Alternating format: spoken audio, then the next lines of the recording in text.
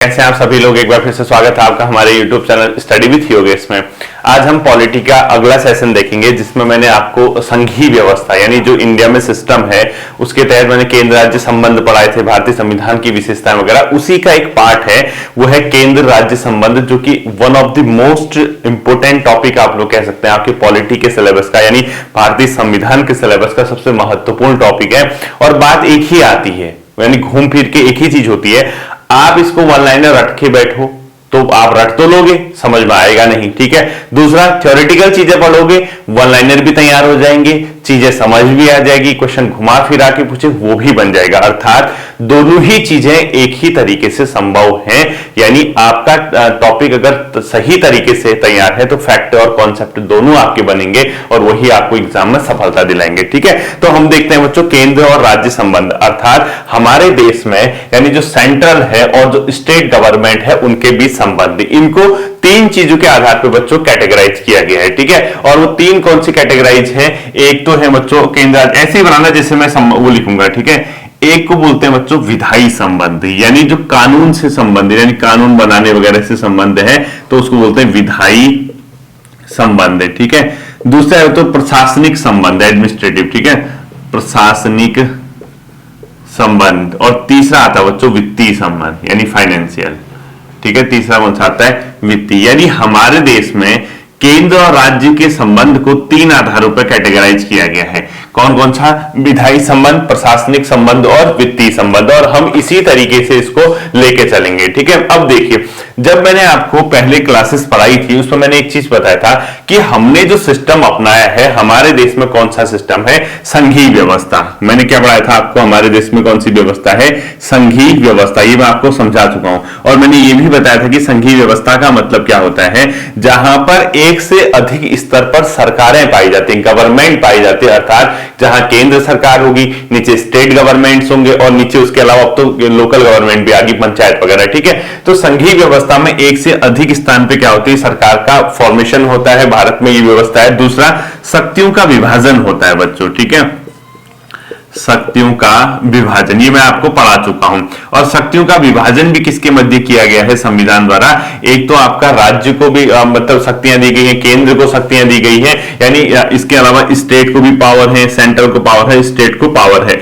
हमने सिर्फ न्यायिक शक्ति विभाजित नहीं की बच्चों, हमने कानून बनाने की शक्तियां दोनों को दे रखी है, सेंट्रल को भी कानून बनाने की शक्ति, स्टेट को भी है, ठीक है। इसी प्रकार से जो एग्जीक्यूटिव है उसको लागू करने की पावर दोनों के पास है। बट हमने न्यायिक शक्ति यानी जो हमारी न्यायपालिका है उसका विभाजन नहीं किया है। हमने सिर्फ स्टेट में जो हाईकोर्ट वगैरह होते हैं वो सेंट्रल गवर्नमेंट के, मतलब जो सेंटर के जो सुप्रीम कोर्ट है सेंटर में, यानी उसी की पार्ट है, वो अलग नहीं है। वो ऐसा नहीं कि वो कोई अलग, वो तो सिर्फ हमने अपनी सुविधा अनुसार हाईकोर्ट वगैरह और उसके नीचे के जो कोर्ट है वो बनाए हुए हैं, ठीक है। तो हम इसके तहत केंद्र राज्य संबंध में इन तीन चीजों को पढ़ेंगे और आपके पूरे टॉपिक को क्या कर लेंगे? तैयार करेंगे। तो सबसे पहले केंद्र राज्य संबंध के अंदर आपको हेडिंग डालना बच्चों विधायी संबंध, यानी हमारे देश में केंद्र और राज्य सरकारों के मध्य जो कानूनी संबंध है, यानी कानून बनाने के संबंध में जो रिलेशन है उसको हम कैसे आइडेंटिफाई करें और हमारे क्वेश्चन क्या बनते हैं, ठीक है। विधायी संबंध। अब देखिए, आपको ये पता होना चाहिए कि भारत का संविधान का भाग 11 केंद्र और राज्य के मध्य विधायी संविधान प्रावधान करता है, ठीक है। विधायी मामलों का क्या करता है? प्रावधान। अगर कभी क्वेश्चन पूछेगा कि कौन सा भाग भारतीय संविधान में केंद्र और राज्य के मध्य विधायी संबंधों को वर्णित करता है तो भाग कौन सा हो जाएगा? 11 हो जाएगा, ठीक है। इसके अलावा जो अनुच्छेद आते हैं बच्चों, ठीक है, आर्टिकल कौन सा आते हैं? 245 से 255, यानी भारतीय संविधान के अनुच्छेद 245 से 255 के मध्य केंद्र और राज्य के मध्य विधायी संबंधों का क्या किया गया? वर्णन किया गया है, ठीक है। अब देखिए, विधायी जो संबंध है बच्चों, बेसिकली केंद्र क्या करता है? केंद्र जो है यानी संसद जो है पूरे देश के लिए कानून बनाती है, चाहे वो स्टेट क्यों ना हो या कोई देश का कोई भाग क्यों ना हो। इसी प्रकार जो राज्य सरकार होती है यानी राज्य विधानमंडल, वो कहां के लिए कानून बनाएगा? अपने स्टेट के लिए बनाएगा। जैसे उत्तराखंड है, उत्तराखंड गवर्नमेंट सिर्फ और सिर्फ उत्तराखंड क्षेत्र के अंदर के लिए कानून बना सकती है, ये नहीं कि यूपी के लिए कानून बनाए, दिल्ली के लिए कानून बनाए, विदेशों के लिए, ऐसा नहीं। जबकि सेंट्रल गवर्नमेंट में जो संसद है, पार्लियामेंट है, वो पूरे देश के लिए कानून बना सकती है, किसी देश के किसी एक पर्टिकुलर पार्ट के लिए बना सकती है, ठीक है। ये आप जानते हैं कि विधायी संबंध में केंद्र के स्तर पर यानी सेंट्रल गवर्नमेंट जो होती है, संसद किसके लिए कानून बना सकती है? और राज्य, संसद जो कानून बना सकती है पूरे राष्ट्र के लिए बना सकती है, ठीक है। पूरे देश हेतु कानून बना सकती है कि ठीक है, आप पूरे देश में कौन कौन आएगा, इवन मतलब कि पूरे देश या कोई क्षेत्र या कोई पर्टिकुलर क्षेत्र के लिए कानून कौन से बना सकती है, संसद बना सकती है क्षेत्र के लिए कानून। ठीक है, ये कौन बना सकती है, कानून संसद बना सकती है। जबकि राज्य जो है सिर्फ अपने राज्य की सीमा के अंदर, सिर्फ राज्य की सीमा के अंदर, ठीक है, सीमा के अंतर्गत, सीमा के अंदर क्या बना सकती है, कानून बना सकती है। ठीक है, यानी ये बेसिकली हमारा नॉर्मल जो कॉन्सेप्ट है वो ये है। लेकिन बच्चों कुछ ऐसी परिस्थितियां होती हैं जहां पर राज्य क्षेत्र में संसदीय विधान सहित कुछ मामलों में राज्य विधानमंडल में केंद्र का नियंत्रण होता है। ठीक है, तो आपको ये लिखना, आपको पता चल गया राज्य पे का मामला है तो राज्य कानून बनाएगा, सेंट्रल का पूरे देश के लिए मामला है तो संसद कानून बनाएगी। लेकिन कुछ ऐसी असाधारण यानी ऐसी कुछ परिस्थितियां होती हैं, ऐसी कुछ कंडीशंस होती हैं जहां पे संसद किसी राज्य के मामले में कानून बना सकती है, यानी राज्य के विधान, राज्य के क्षेत्र के लिए कानून बना सकती है, या कुछ इस प्रकार की चीजें कर सकती हैं कि राज्य का मामला यानी राज्य की विधायी शक्तियां क्या है उसको उस पर नियंत्रण कर सकते हैं। तो इसको नोट करके आप लोग लिखोगे, कुछ परिस्थितियों में राज्य क्षेत्र में, नोट करके लिखो, कुछ परिस्थितियों में राज्य क्षेत्र में, कुछ परिस्थितियों में, पूरा लिखना है। ठीक है, राज्य क्षेत्र में संसदीय विधान सहित राज्य क्षेत्र में, राज्य जो स्टेट है, ठीक है, राज्य क्षेत्र में संसदीय विधान यानी संसद का कानून, पार्लियामेंट का, ठीक है, संसदीय विधान सहित, आप समझ रहे हैं क्या कह रहा हूं मैं, कुछ परिस्थितियों में राज्य क्षेत्र में संसदीय विधान सहित, पूरा लिखना, ठीक है, कुछ मामलों में राज्य विधानमंडल में केंद्र का नियंत्रण रहता है। ठीक है, लिखो, कुछ मामलों में, कुछ मामलों में राज्य विधानमंडल में केंद्र का नियंत्रण रहता है, राज्य विधानमंडल में केंद्र का नियंत्रण यानी सेंट्रल गवर्नमेंट यानी संसद का नियंत्रण। अब हमने यही से पढ़ने हैं, यही हमारे क्या होंगे बच्चों, विधायी संबंधी, इसी से हम क्या कर पाएंगे, समझ पाएंगे। ठीक है, अब आपको देखना है कि बेसिकली कौन कौन सी परिस्थितियां होती है। तो ये कौन सी परिस्थितियां हैं, मुख्यतः 4 ऐसी परिस्थितियां हैं। ठीक है, लिखो, मुख्यतः 4 परिस्थितियां, मतलब आपको सिंपल सी बात ये बताई जा रही है कि परिस्थिति कैसे लिखा, परिस्थितियां। ठीक है, मुख्यतः 4 परिस्थितियां। ठीक है, अब देखो बेसिकली क्या होता है बच्चों, आपको मैंने क्या कहा, संसद पूरे देश के लिए या किसी एक भाग के लिए कानून बना सकती है, राज्य सिर्फ अपनी बाउंड्री के अंदर के लिए कानून बना सकते हैं। लेकिन कुछ ऐसी परिस्थितियां जहां राज्य क्षेत्र में संसदीय विधान सहित कुछ मामलों में राज्य विधानमंडल का केंद्र पर नियंत्रण रहता है, अर्थात केंद्र का नियंत्रण। कुछ ऐसी कंडीशन है जहां इस मामले में, इस वाले में राज्य की सीमा के अंदर राज्य बनाए, इसका कंट्रोल हो जाता है यानी संसद का कंट्रोल हो जाता है। वो कौन सी कंडीशन है वो मैं बता रहा हूं। पहला लिखो, केंद्र और राज्य विधान के सीमांत क्षेत्र, यानी केंद्र और राज्य का विधान का कौन सा क्षेत्र है, इसमें देखना है हमने, केंद्र और राज्य का विधान क्षेत्र, केंद्र व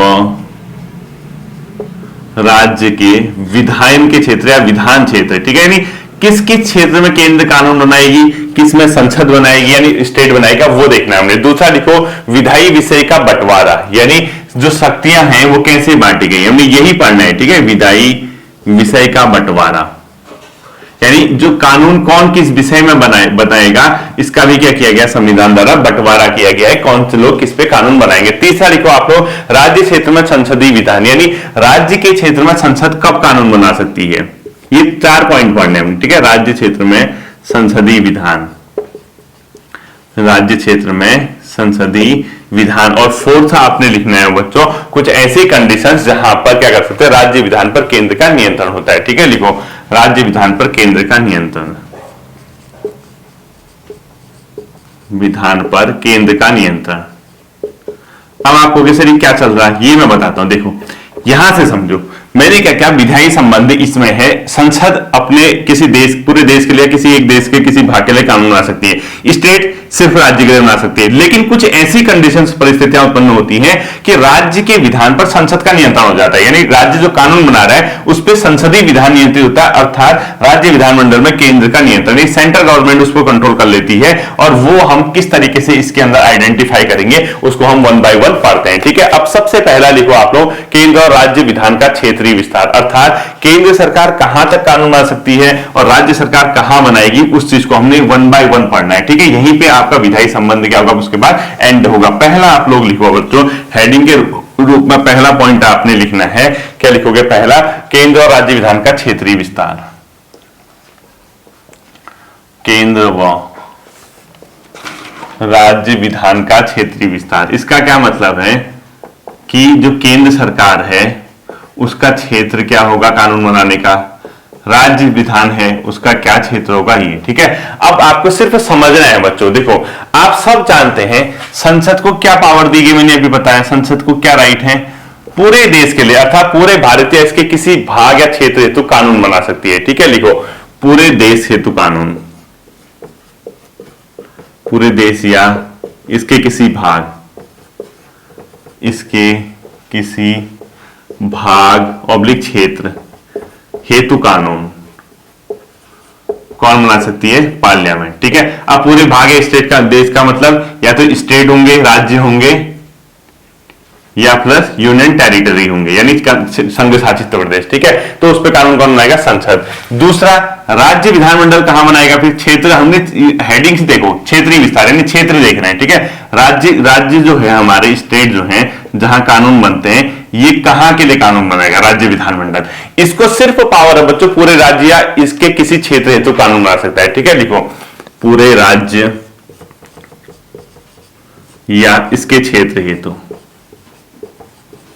इसके किसी क्षेत्र हेतु, यानी ये सिर्फ अपने स्टेट हेतु बनाएगा। ठीक है, किसी क्षेत्र हेतु। अब देखो, ये तो पूरे देश के लिए बना दे रहा है और या किसी भाग के लिए, लेकिन ये तो सिर्फ अपने राज्य, इसके किसी क्षेत्र के लिए क्या कर रहा है बच्चों, कानून बना रहा है, राज्य विधानमंडल। ठीक है, तीसरा, कुछ ऐसे मैटर होते हैं बच्चों जहां केवल संसद कानून बनाती है, उसका मतलब है अतिरिक्त क्षेत्रीय विधान, यानी केवल संसद कहां पर कानून बनाती है, देखो, केवल संसद, इसको डैश, अतिरिक्त क्षेत्रीय विधान, एक्स्ट्रा। ठीक है, इसका मतलब क्या है, अतिरिक्त, अगर कभी क्वेश्चन पूछता है कि अतिरिक्त क्षेत्रीय विधान पे कानून कौन बना सकता है, तो संसद। ठीक है, इसका मतलब है बच्चों इस लाइन का, ऐसा भाग जो भारत के संसद, भारत सरकार द्वारा ऑक्यूपाई कर लिया गया, किसी से ले लिया गया है, या भारत का नियंत्रण है, या ऐसा पार्ट जो किसी स्टेट या यूटी का हिस्सा नहीं है, किसी राज्य का या किसी यूनियन टेरिटरी का हिस्सा नहीं है, तो उसको बोलते हैं अतिरिक्त क्षेत्रीय विधान। यहां पर कानून सिर्फ कौन और सिर्फ कौन बनाएगा, केवल संसद। तो क्षेत्रीय विस्तार क्या कहता है,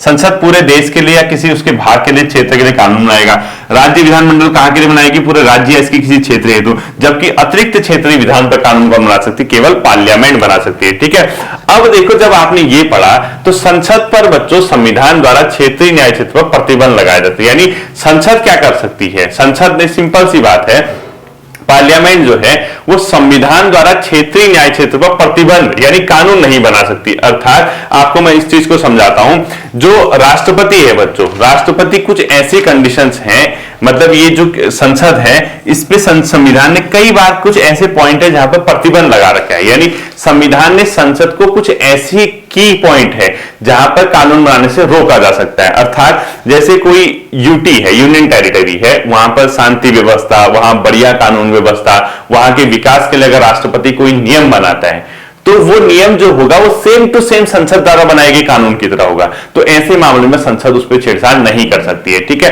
अर्थात आपको इसके बाद एक हेडिंग लिखना है, हेडिंग के रूप में लिखना है। ठीक है, संसद पर संविधान द्वारा क्षेत्रीय न्याय क्षेत्र पर प्रतिबंध, यानी संसद द्वारा, ऐसे हेडिंग लिखना है। ठीक है, संसद पर संविधान द्वारा, लिखो, संविधान द्वारा क्षेत्रीय न्याय क्षेत्र में प्रतिबंध, न्याय क्षेत्र में प्रतिबंध। इसका मतलब क्या है, इसका मतलब है, मैंने ऊपर क्या कहा कि संसद कहां कहां कानून बना सकती है, आपने पूरा पढ़ लिया, लेकिन संविधान ने इस पे कहीं ना कहीं कुछ प्रतिबंध भी लगा रखे हैं कि वो अपनी मनमर्जी से नहीं कर सकते कई चीजें, और वो पॉइंट है, पहला लिखो, राष्ट्रपति 5 यूनियन टेरिटरी में शांति, उन्नति और अच्छी सरकार हेतु नियम बना सकते हैं। ठीक है, उस पे जो नियम बनेंगे वो क्या होगा, संसद द्वारा बनाए गए नियम की तरह होगा। लिखो, राष्ट्रपति 5 यूटी मतलब यूनियन टेरिटरी अर्थात 5 संघ शासित प्रदेश में शांति, उन्नति व विकास हेतु नियम बना सकते हैं।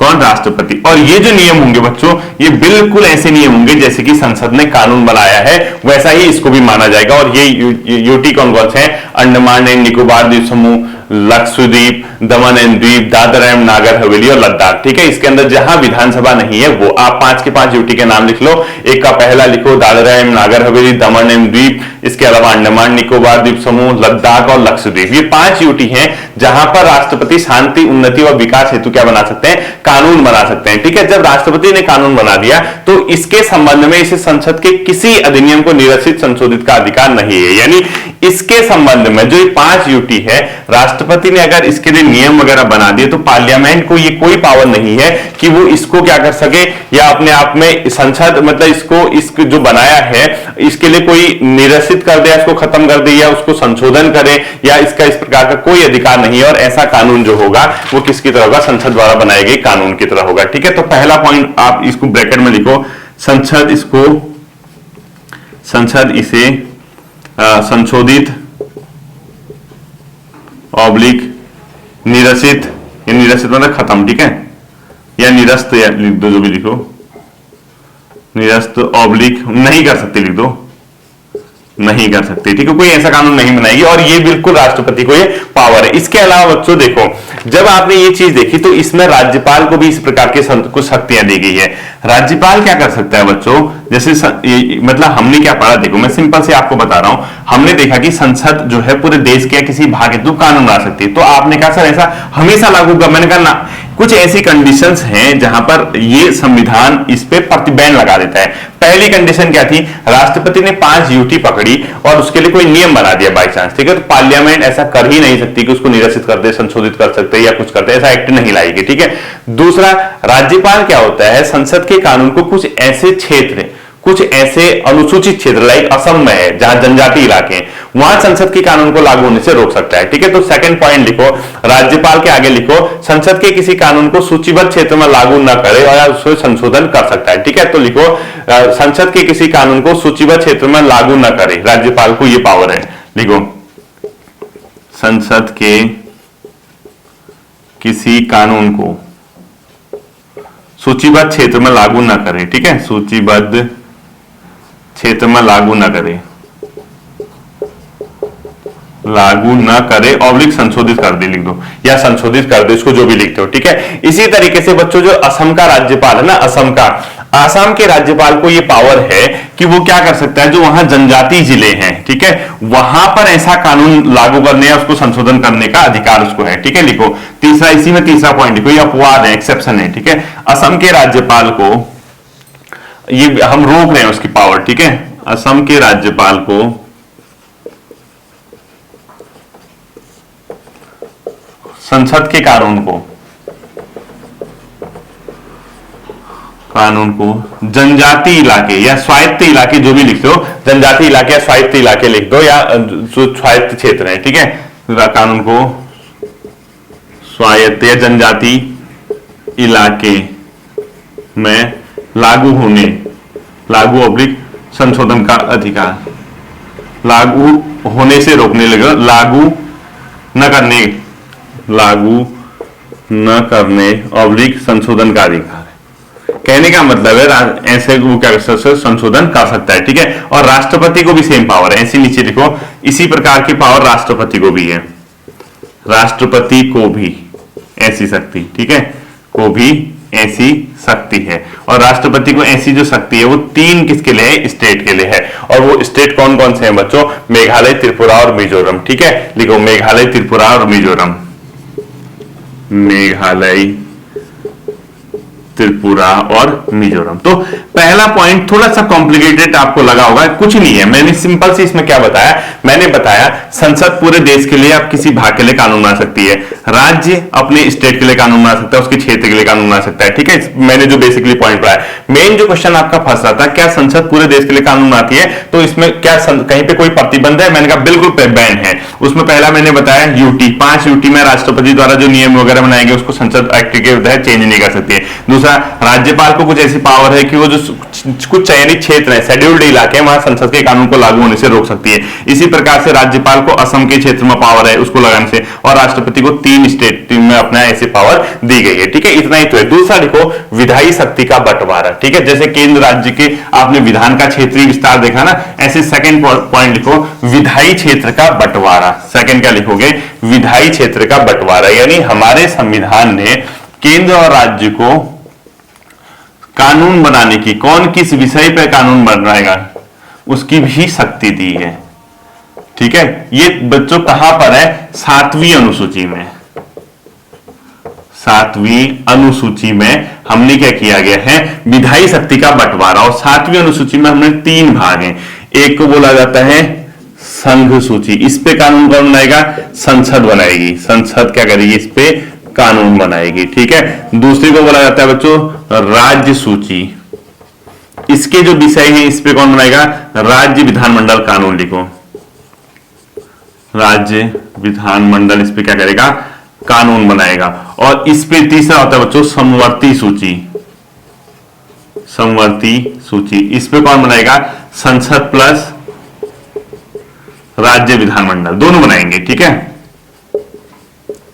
मंडल कानून बनाएगा। ठीक है, संसद और राज्य विधानमंडल कानून। और अगर इसमें क्या हो गया? असंबंध, विवाद की स्थिति में संसद का कानून लिखो। विवाद की स्थिति में दोनों ने कानून बना दिया, एक कह रहा है कि मेरा कानून लागू करो, एक मेरा।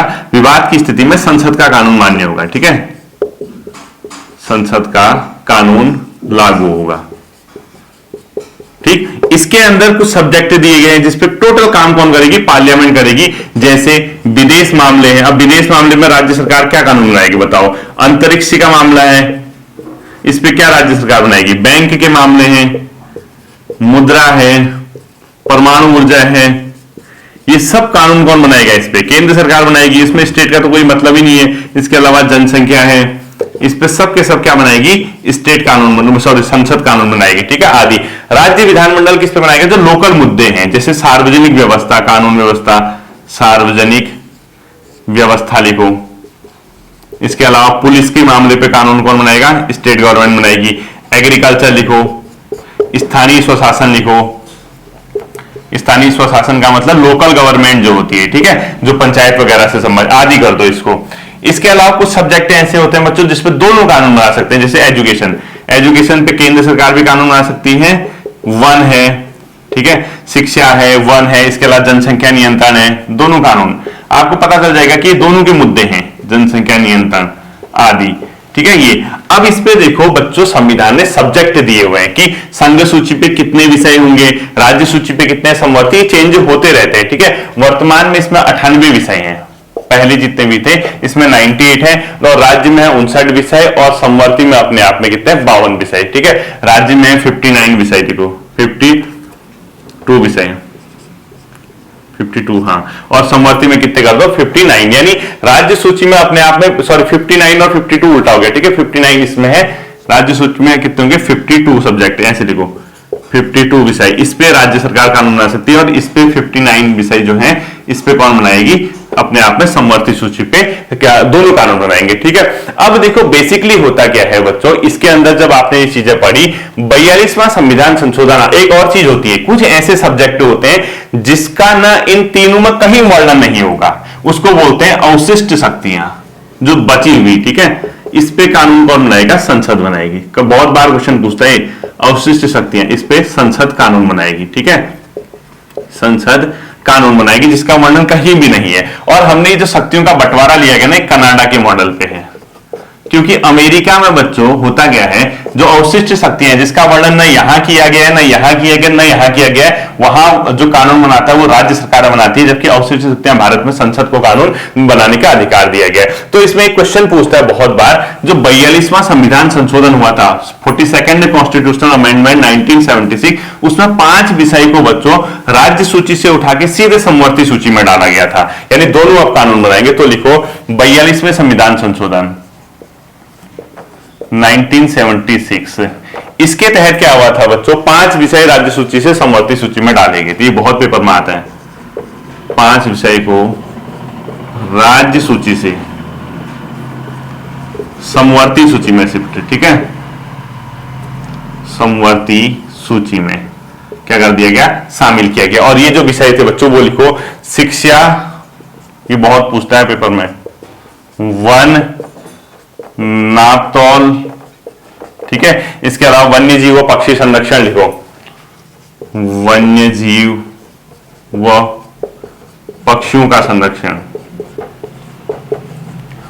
वन्य जीव व पक्षियों का संरक्षण। और अंतिम जो आता है बच्चों वो क्या आता है, न्यायिका प्रशासन, ठीक है। ये 5 विषय थे, इसको कहां डाल दिया गया, राज्य सूची से उठा के समवर्ती सूची। तो सिंपल सी बात है, संविधान ने पहले ही बोल दिया कि कौन किस विषय पे कानून बनाएगा, ठीक है, ये आपको पता होना चाहिए। अब देखो बच्चों, जो मैंने अभी बताया, संसद द्वारा अधिकृत क्षेत्र यानी कोई ऐसा भाग जो संसद ने ऑक्यूपाई कर लिया है, वो उस पे कानून कौन बनाएगा, संसद बनाएगा, ठीक है। अब इसके अलावा देखना है, कई बार क्या होता है, जैसे जीएसटी है, जीएसटी से संबंधित भी कई मुद्दे होते हैं, उस पर संघ और राज्य द्वारा अधिरूपित जीएसटी पर कानून दोनों बनाएंगे। यानी जैसे जीएसटी है ना, GST goods and service tax है, अब इस पे जीएसटी जहां पे अधिरूपित है, जीएसटी संसद द्वारा अगर लागू लगाया गया होगा तो कानून कौन बनाएगा, संसद ही बनाएगी, ठीक है, ये ध्यान रखना। और अगर ये जीएसटी किसी राज्य द्वारा लगाया गया है, राज्य द्वारा अगर लगाया है तो कानून कौन बनाएगा, राज्य बनाएगा इसमें, ठीक है। यानी ये भी आप लोगों को ध्यान में रखना होगा कि जिसने कानून वो किया होगा वो लगाएगा, ठीक। इसके बाद बच्चों कभी कभी क्या होता है, जब मैंने आपको बता दिया, अब कभी कभी क्या होता है, अवशिष्ट शक्तियां जो कहीं वर्णित नहीं है उस पर कानून संसद बनाती है, और अवशिष्ट शक्तियां जो बताया, और समवर्ती सूची में अगर कभी विवाद होता है दोनों के बीच कानून कौन बनाएगा, उस केस में कानून बनाने का राइट किसका माना जाएगा, संसद का, मतलब जो प्रभावी होगा, ठीक है। अब देखो, राज्य द्वारा बनाया गया कानून भी, जैसे एक पॉइंट नोट करके लिखो, जैसे मैं आपको बताता हूं, मैंने क्या कहा, भी एक पॉइंट नोट करके लिखना, नोट लिखना, ठीक है। मैंने आपको क्या बताया, समवर्ती सूची पे दोनों कानून बना सकते हैं, लेकिन अगर विवाद हो गया तो किसका कानून माना जाएगा, संसद का। लेकिन समवर्ती सूची पे अगर कानून बनाया गया है, ध्यान से सुनना इसको, और राज्य ने भी बनाया और केंद्र ने भी बनाया, लेकिन अगर राज्य ने उस कानून को राष्ट्रपति के लिए आरक्षित कर रखा है, राष्ट्रपति की सहमति के लिए रखा है, और राष्ट्रपति ने उसको मंजूरी दे दी, तो राज्य का कानून होगा, ठीक है। तो नोट करके खुद ही लिखो, यदि, पूरा लिखना, मैं लिखाऊंगा नहीं, यदि समवर्ती सूची पर संसद व राज्य ने कानून बनाया है, यदि समवर्ती सूची पर राज्य व संसद ने कानून बनाया है, संसद या राज्य ने कानून बनाया है, और राज्य द्वारा बनाया गया कानून यदि राष्ट्रपति के लिए आरक्षित है, राष्ट्रपति की सहमति के लिए रखा गया है, और यदि राज्य द्वारा बनाया गया कानून राष्ट्रपति द्वारा के लिए क्या रखा गया, आरक्षित रखा गया, या राष्ट्रपति की सहमति के लिए रखा गया है, और राष्ट्रपति द्वारा सहमति दे दी गई,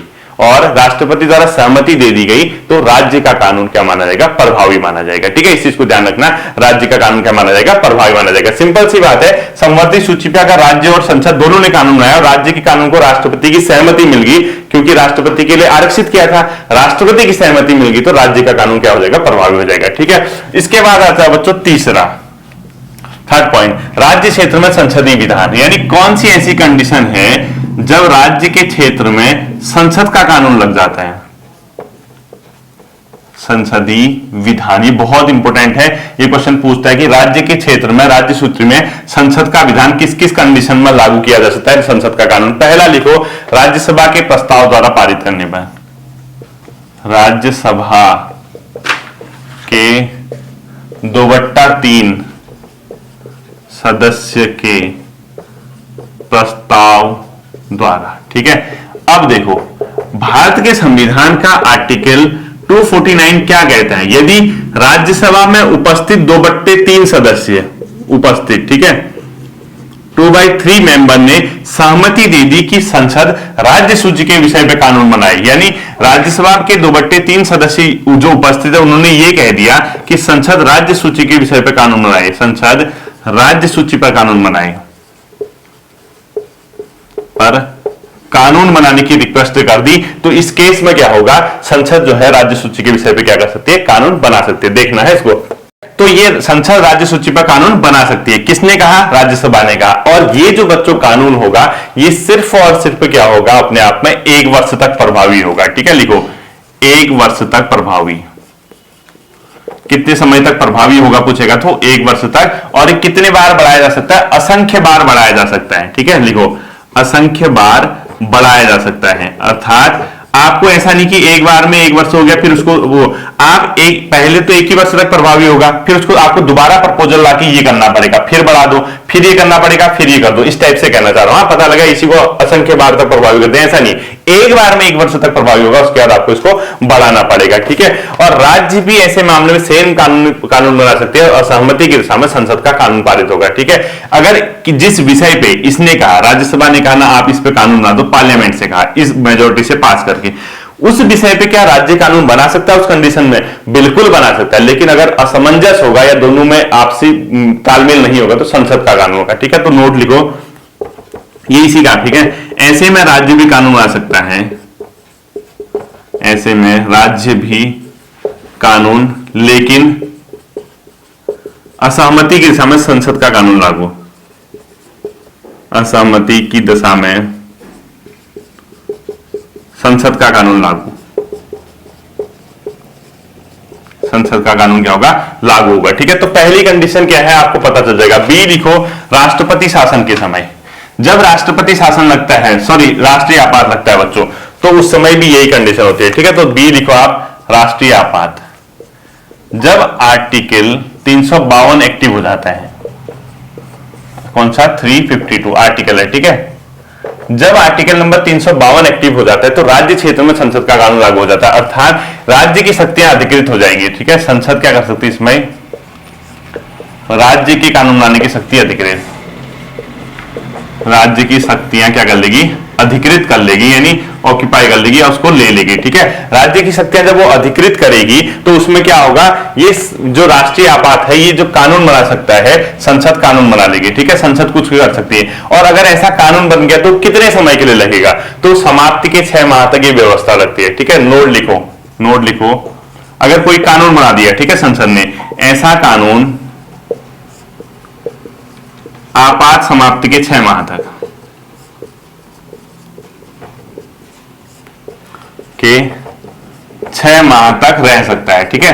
6 माह तक तो रहना ही रहना पड़ेगा। उसके बाद क्या होगा बच्चों? राज्य विधानमंडल भी उस कंडीशन में कानून बना सकता है, लेकिन टकराव पर संसद का कानून होगा, ठीक है। जैसे पहला पॉइंट लिखा ना आपने, वैसे ही लिखो, ऐसे में राज्य विधानमंडल भी कानून बना सकता है, राज्य विधानमंडल भी कानून बना सकता है, ठीक है। आपात लगा होगा कानून, बट असमंजस या असहमति की दिशा में जो भी लिखो आप, लेकिन आप साफ साफ लिखो, लेकिन टकराव पर संसद का कानून होगा, टकराव की स्थिति में संसद का कानून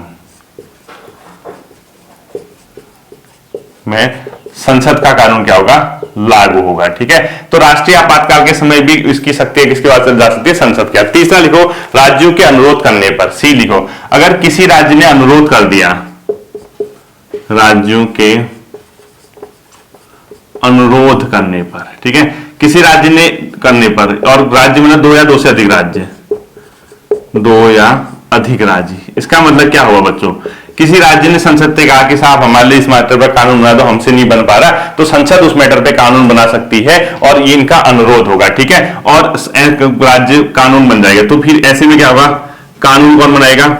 संसद, ठीक है। और इस कानून में संशोधन या खत्म, संशोधन या इसको समाप्त कौन कर सकता है? संसद कर सकती है, राज्य विधानमंडल नहीं करेगा, ठीक है, संसद ही करेगी, ठीक है। और ये कानून कहां लागू होगा? जिसने अनुरोध किया है, ठीक है, जिस राज्य ने अनुरोध किया है, राज्य ने अनुरोध किया है, ठीक है। अब इसमें इस वाले में क्या होगा? जैसे आपने 2 पॉइंट पढ़े ना कि राज्य भी कानून बना सकता है सेम मैटर भी, इस मैटर पे राज्य कानून नहीं बना सकता क्योंकि उसने हाथ खड़े कर दिए, उसने कहता है संसद से आप बना दो कानून, ठीक है। तो इसमें नोट करके लिखो, नोट, इस मामले में राज्य कानून नहीं बनाएगा, इस मामले में मतलब जो उसने संसद से कहा कि आप बना दो, राज्य कानून नहीं बनाएगा, नहीं बनाएगा, ठीक है, जब तक कि वो कानून प्रभावी है, और उसको समाप्त करने के बाद ही राज्य क्या बना सकता है? कानून बना सकता है। और ऐसा हुआ भी है बच्चों, इसके एग्जांपल लिख लो आप लोग, इस वाले के, ठीक है, सी वाले के लिखो, ऐसे पुरस्कार प्रतियोगिता अधिनियम 1955, पुरस्कार प्रतियोगिता अधिनियम 1955 इसी के आधार पर बना, पुरस्कार प्रतियोगिता एक्ट 1955, ठीक है, 1955 पहला इसी के आधार पर बना। दूसरा आप लिखो वन्य जीव संरक्षण अधिनियम 1972, ये इसी के तहत बने हैं, ठीक है, संसद से हाथ जोड़ के, 1972। और एक ऐसी आप लोग और लिखो, जल प्रदूषण नियंत्रण एवं निवारण अधिनियम, जल प्रदूषण नियंत्रण व निवारण एक्ट 1974। ये इसी के आधार पे बच्चों अपने आप में क्या बने हैं, कानून बन रहे हैं। ठीक है, अगला डी लिखो इसी में, जब अंतरराष्ट्रीय समझौतों को लागू करना होता है तो सेंटर कानून बना सकती है। ठीक है, अंतरराष्ट्रीय समझौते लागू करने की दशा में, अब कोई अंतरराष्ट्रीय समझौता कर दिया और तो राज्य सूची के विषय पे कानून बना सकती है उस टाइम। ठीक है, और ई लिखो, लास्ट पॉइंट लिखो इसका, राष्ट्रपति शासन के दौरान, जब राष्ट्रपति शासन 356 लगता है तब भी संसद कानून बना सकती है। ठीक है, राष्ट्रपति शासन यानी आर्टिकल 356 के दौरान लिखो। इस समय भी क्या होगा बच्चों, राष्ट्रपति शासन के बाद भी ऐसा कानून जारी रखता है और राज्य विधानमंडल इसको निरसित, परिवर्तित और पुनः लागू कर सकता है। ठीक है, राष्ट्रपति जब शासन होगा 356 तो ये राष्ट्रपति शासन के बाद भी लागू हो सकता है। ठीक है, लिखो राष्ट्रपति शासन के बाद भी लागू रह सकता है, लागू ब्रैकेट में लिखो, ऐसा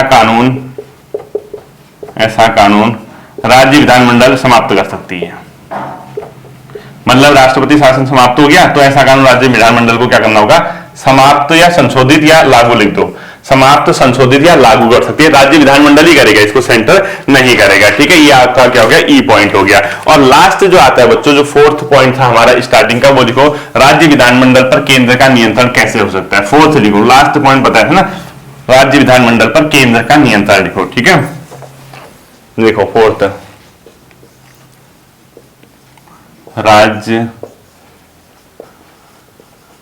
विधानमंडल पर केंद्र का नियंत्रण,